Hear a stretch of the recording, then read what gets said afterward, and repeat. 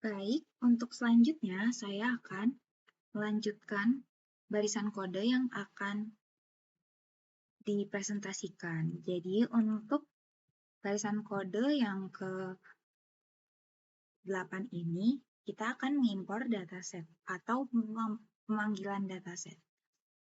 Jadi dataset yang kita dapatkan itu default. Dataset default yang ada dalam library ISLR. Nah, jadi kita tinggal panggil aja datanya karena kita udah ada pemanggilan library ISLR-nya. Jadi data default. Nah, kita bisa run. Nah, oke. Nah, yang kedua, kita bisa lihat health default.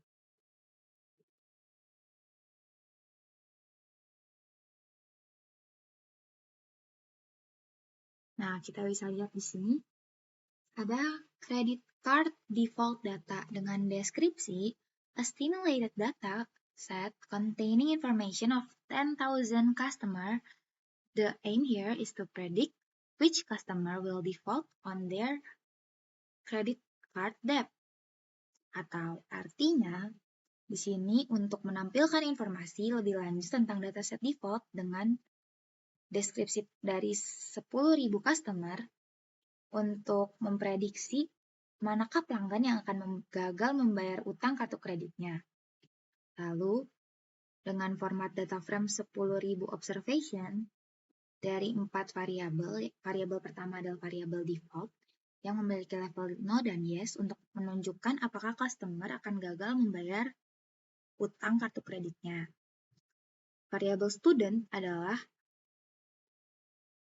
pelajar yang memiliki level no dan yes untuk mengetahui apakah customer tersebut pelajar. Variabel balance adalah rata-rata saldo yang tersisa setelah melakukan pembayaran pada customer. Sedangkan yang keempat adalah income. Income artinya pendapatan customer. Nah, kemudian untuk lebih jelasnya, kita bisa lihat dari summary dataset kita. Summary default.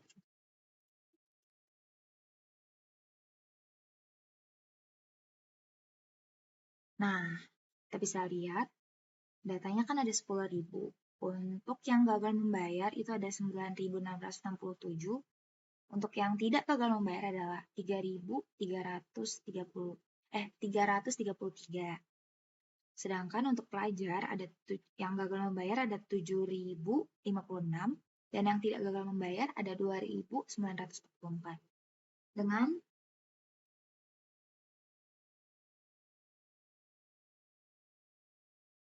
Dengan rata-rata saldo yang tersisa minimal adalah 0. Kuartil pertama ada 481,7 dan mediannya atau nilai tengah ada 823,6, sedangkan rata-ratanya 835,4 dan kuartil 3-nya 1166,3 dan nilai balance maksimum ada 2.654,3. Dan untuk income atau pendapatannya, pendapatan minimal adalah 772, kuartil 1-nya ada 21.340, mediannya ada 34.553, dengan median atau rata-rata 33.517, kuartil 3-nya ada 43.808, dan nilai income maksimumnya ada 73.554. Kemudian, setelah kita bisa lihat dari summary di atas, kita bisa menampilkan plot histogram. Dengan cara plot underscore histogram dengan dataset kita adalah data default. Lalu, kita bisa run. Nah, kita bisa lihat di sini ada frekuensi dan value atau nilainya. Kita bisa lihat di sini distribusinya normal. dari varian balance dan income. Lalu kita bisa melihat lagi untuk visualisasi data melalui bar plot. Jadi plot underscore bar dalam dataset kita default. Kalau kita run, kita bisa mendapatkan hasil yang tadi kita lihat dari summary ini. Jadi data default ini ada yang gagal membayar ada 9.667 dan yang tidak gagal membayar ada 333.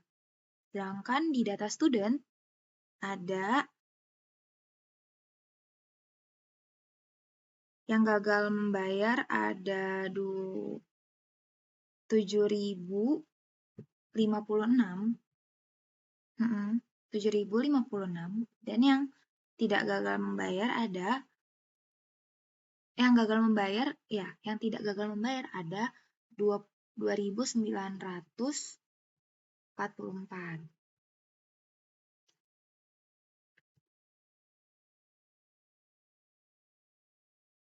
Lalu kita bisa melihat visualisasi data yang lain dari box plot. Jadi kita mengketikkan box plot, lalu dataset kita default by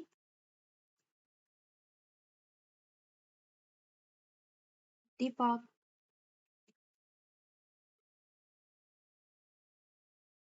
Nah, kita bisa run. Nah, kita bisa lihat datasetnya sama.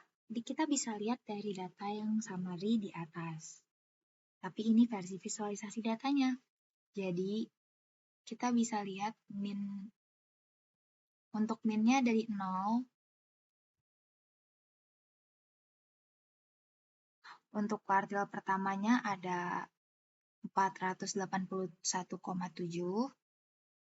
Untuk mediannya ada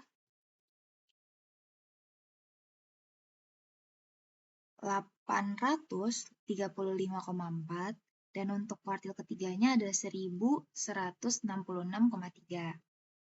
Nah, dan maksimumnya ada di 2.654 di sini ya. Nah, kemudian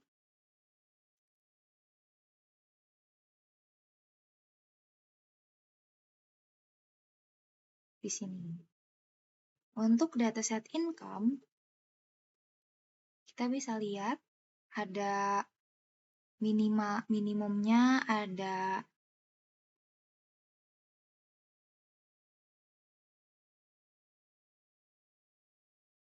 minimumnya ada 772. Ya, sini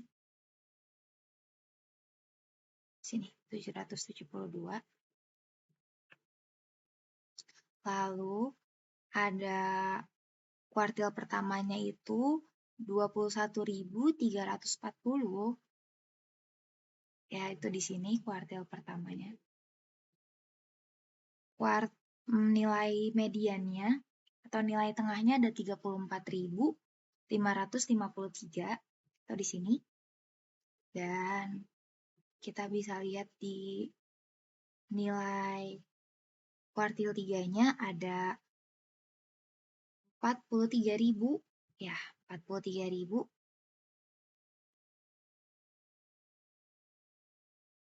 Dan nilai maksimumnya ada 73.554. Di sini, ya, benar. Kemudian kita melanjutkannya dengan artinya ini median pendapatan antar nasabah yang memiliki kredit yang gagal membayar atau tidak gagal membayar cenderung mirip. Sebaliknya, terdapat perbedaan jumlah tagihan kartu kredit pada nasabah yang tidak gagal membayar dan gagal membayar. Nah, selanjutnya kita akan membuat variabel A1 dari default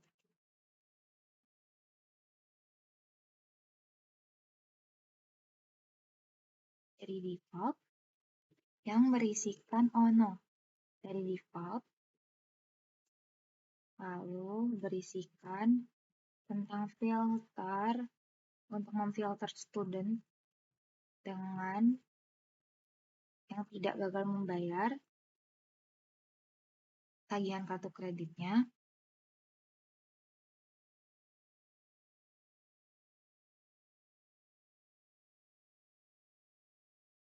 dengan variabel balance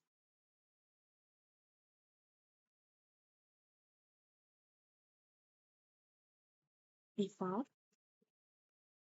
lalu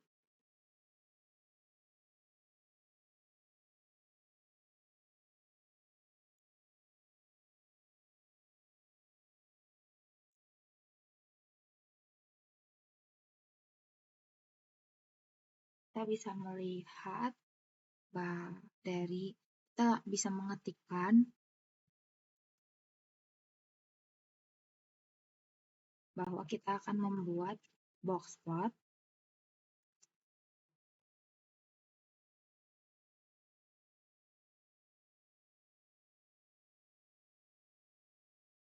by default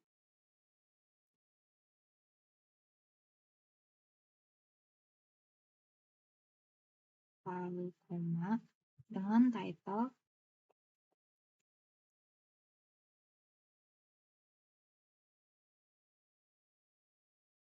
default occurrence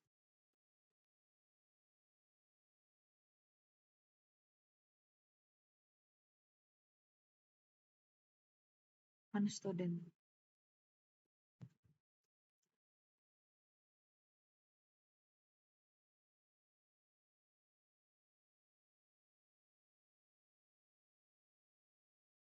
Nah, lalu kita bisa run.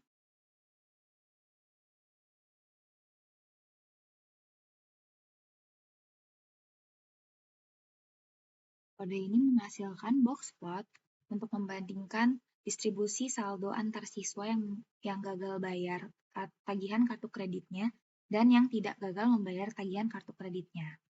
Lalu, pada variabel kedua itu A2, kita menggunakan deret kode yang sama, yaitu default, lalu kemudian kita memfilter dengan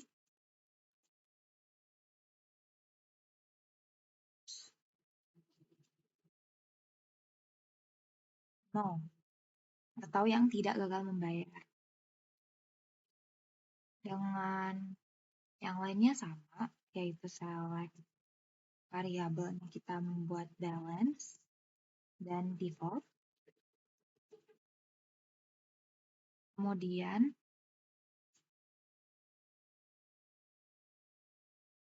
lalu plot box plot kita menggunakan box plot juga sama seperti di atas dengan by default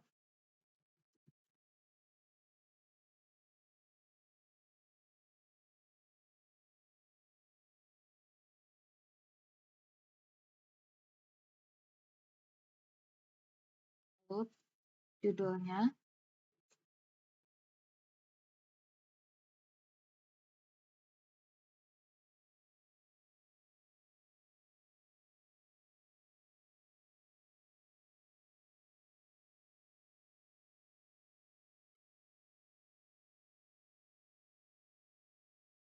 untuk tagihan gagal membayar yang bukan siswa. Jadi kode ini menghasilkan box plot untuk membandingkan distribusi saldo antar yang bukan pelajar yang mengalami gagal membayar tagihan kartu kredit dan yang tidak gagal membayar tagihan kartu kreditnya. Lalu kita bisa lihat perbedaan yang Kan susah kalau kita 1, 2 naik turun. Jadi kita bisa arrange